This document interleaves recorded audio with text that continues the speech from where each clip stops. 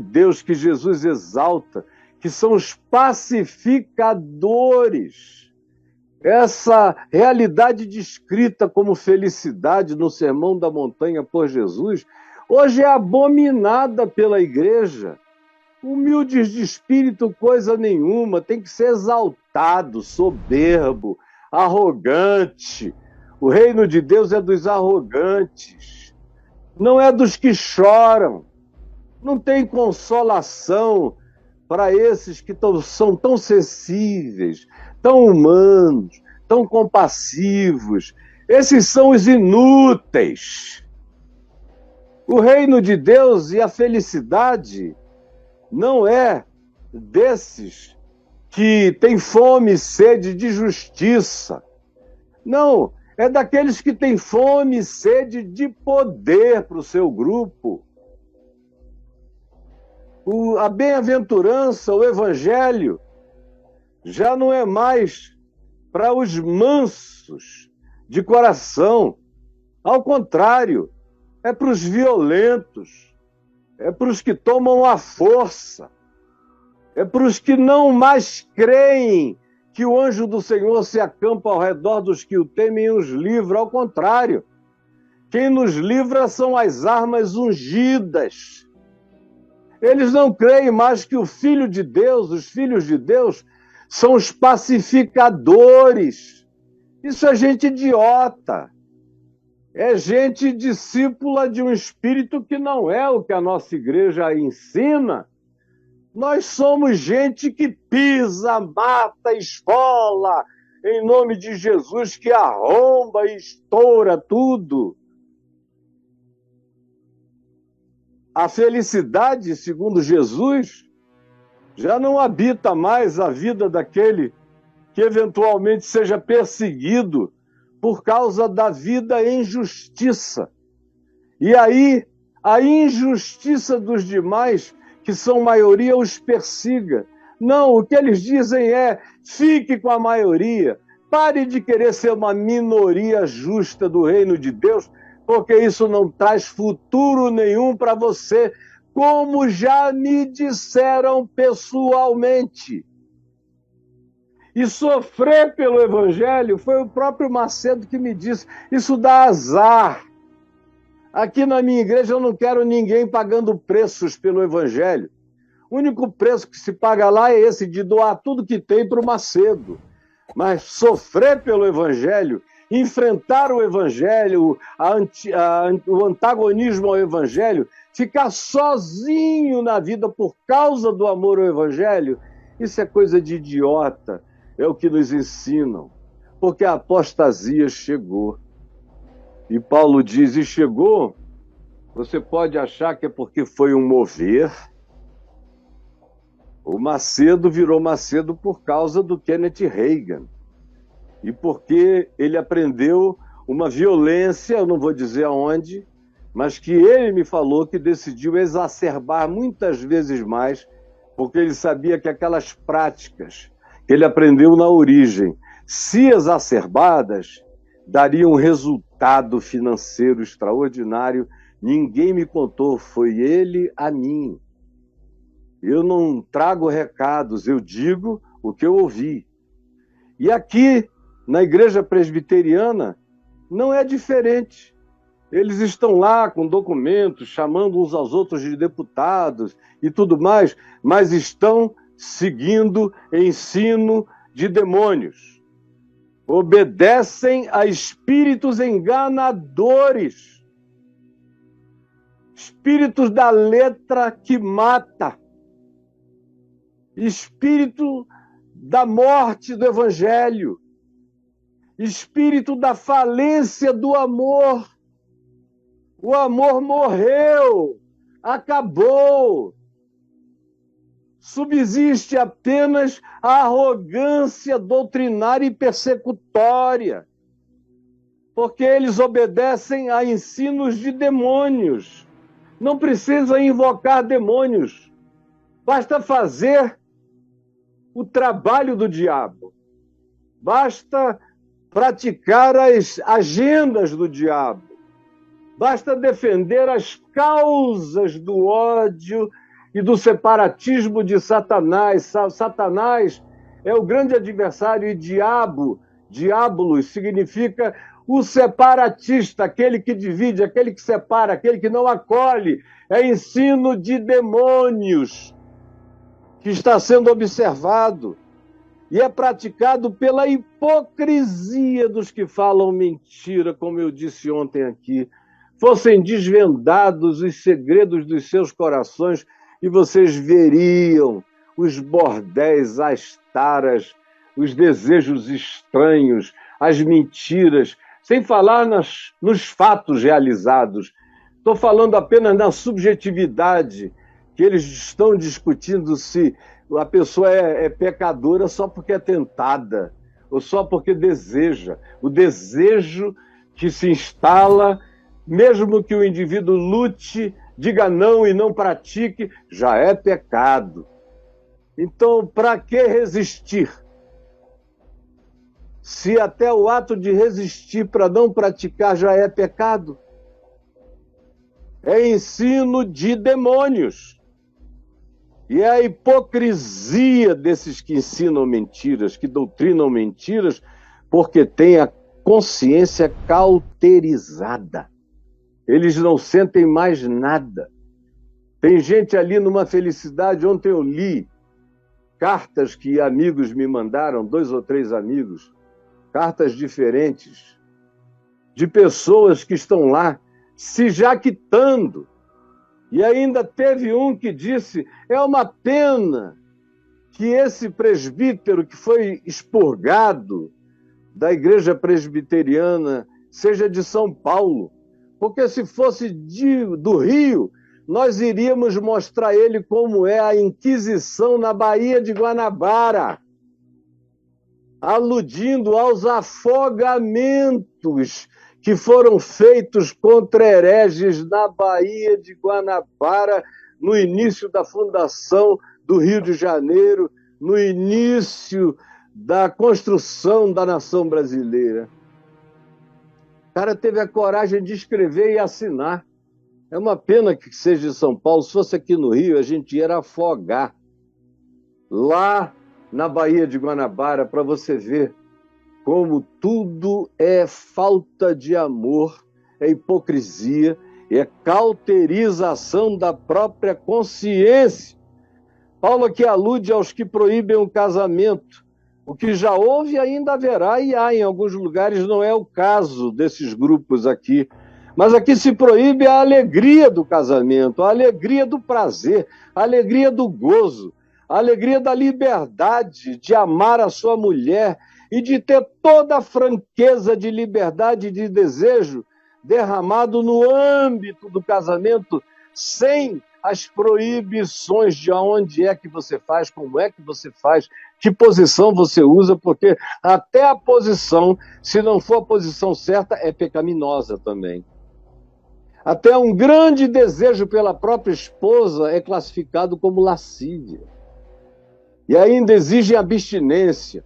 Não coma isso, não beba aquilo, não toque naquilo outro. Cria uma falsa piedade de abstinências, mas que Paulo diz não tem nenhum valor contra a sensualidade, só produz mais tara. E o que eles fazem, e o que eles ensinam, não tem nenhum significado, porque Jesus nos ensinou que todas as coisas são puras para os puros e recebidas com gratidão. Todas as coisas de alimentos, as nossas práticas de amor, se feitas com amor e gratidão, são santificadas e nada é recusável, porque pela palavra de Deus e pela oração, tudo é santificado. Aí abra aqui comigo, porque eu quero ser rápido mesmo, em 2 Timóteo, no capítulo 4, também do verso 1 ao verso 5. Olha só o que Paulo diz também a Timóteo, esse jovem, naquele ambiente do abandono, da deserção, que ele narra do verso 9 em diante, a quantidade de deserções, de perseguições, ele narra no capítulo 2, E na carta anterior, ele menciona também pessoas que desertaram. Ele fala de novo daqueles que estavam sendo entregues a Satanás. Você vê como o desespero de Paulo estava enorme àquela altura. E ele vai sendo pacificado na prisão, na esperança de que aquele que o levou até ali não deixará que a palavra morra com a morte dele. Então ele diz: conjuro-te, Timóteo, perante Deus e Cristo Jesus, que há de julgar vivos e mortos. Há de julgar vivos e mortos. Quem morreu, não fique pensando que escapou, não. Vai ser julgado, morto, tanto quanto serão julgados os vivos, em vida. Espere, você vai ver. Aquele que julgará vivos e mortos pela manifestação e pelo seu reino, pelo seu espírito, pela sua verdade manifestada. Não apenas quando ele voltar, mas no curso da história já houve uma quantidade enorme dessas manifestações que trouxeram o juízo do reino para aqueles que insistiram na obediência ao ensino de demônios. Portanto, Paulo diz a Timóteo: prega a palavra, mesmo que não queiram te ouvir, mesmo que digam que tu és uma voz solitária no deserto, não interessa. Prega a palavra, insta, provoca, quer seja oportuno, quer não. Eu sei que para muita gente que está me ouvindo aqui, eu recebo juízo até de amigos que dizem: poxa, Caio podia ter ficado calado, mas são eles que não sofrem o que eu sofro, não carregam o peso que eu carrego, não recebem a cobrança divina que está sobre mim desde os meus 18 anos de idade, e ninguém pode me fazer calar nem me chamar para um estado de polidez educada quando se trata de silenciar diante da apostasia e da mentira contra o Evangelho de Jesus. Prega a palavra, insta, quer seja oportuno, quer não, corrige, repreende, exorta, com toda longanimidade, dia após dia, ano após ano, sem desistir. Essa é a ação da longanimidade que não desiste e continua contra tudo, contra todos, mas no amor de Deus, anunciando a doutrina, que, como eu já disse, não é um conjunto construído por homens. Quando Paulo alude à doutrina, é ao evangelho oral que ele passava para as pessoas e que ele recebeu e transferiu do Cristo que ele conheceu. Faze isso, Timóteo, pois haverá tempo, e esse tempo está entre nós, e já houve antes de nós, e haverá depois de nós, mas nós estamos vivendo num momento de derrame de lama, como aquela estrada que eu mostrei no início. Pois haverá tempo em que não suportarão a palavra, não suportarão o que é são, não suportarão o que é bom senso, não suportarão o que é sabedoria, não suportarão o que é o ensino puro e simples de Jesus, não suportarão a graça de Deus em Cristo Jesus, não suportarão. Pelo contrário, cercar-se-ão de mestres conforme as suas preferências. Nada mais elevado ao Evangelho conferido com Jesus. Tudo é conferido com a doutrina arquitetada pelos engenheiros da hipocrisia, da heresia, da apostasia e da mentira, os arquitetos do engano.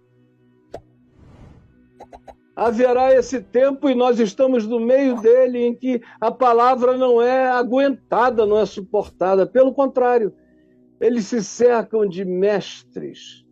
E muitas vezes são pessoas que vêm com os seus doutorados e PhDs feitos em grupos e seminários que só ensinam as piores coisas.